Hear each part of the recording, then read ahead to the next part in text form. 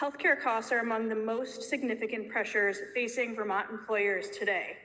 These costs are directly affecting wages, hiring, workforce retention, and ultimately the affordability of life for Vermont families. This is not just a business issue. Looking at the cost realities, we have a couple of charts prepared for you. The first one here is comparing Vermont and New Hampshire. Vermont is an outlier, as you've heard today, on both cost and competitiveness. The cost of healthcare is a national conversation, but Vermont remains an outlier. Comparing Vermont to New Hampshire, we see that Vermont only has 2 carriers compared to 3 in New Hampshire. Vermont offers 13 plans, while New Hampshire offers 78 plans. And the family plan here can exceed $2,700 per month, while comparable New Hampshire plans are significantly lower. These differences are not abstract. I think we all can agree on that we've heard that today. They drive challenging payroll decisions, price adjustments, and difficult conversations with employees every renewal cycle.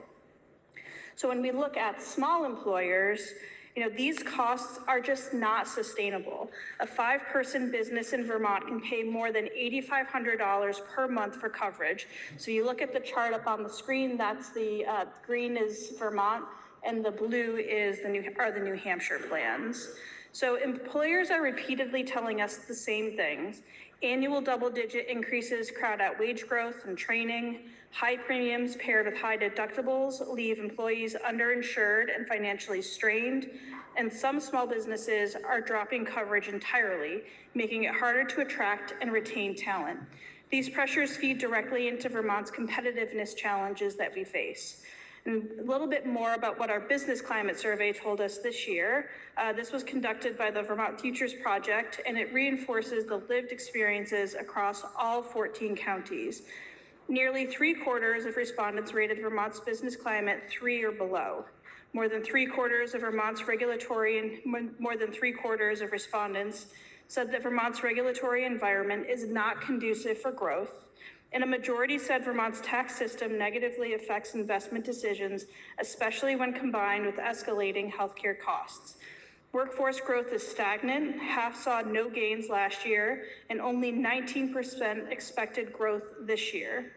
And many employers told us they are one more healthcare increase away from dropping coverage, raising prices, or cutting jobs. These are real, lived, statewide experiences, not just isolated anecdotes. But I think it's important for us to remain grounded that these systemic cost drivers do remain in Vermont. So even with progress, employers are still navigating a lack of competition, rising hospital spending pressures, higher administrative and regulatory costs, and limited plan design flexibility.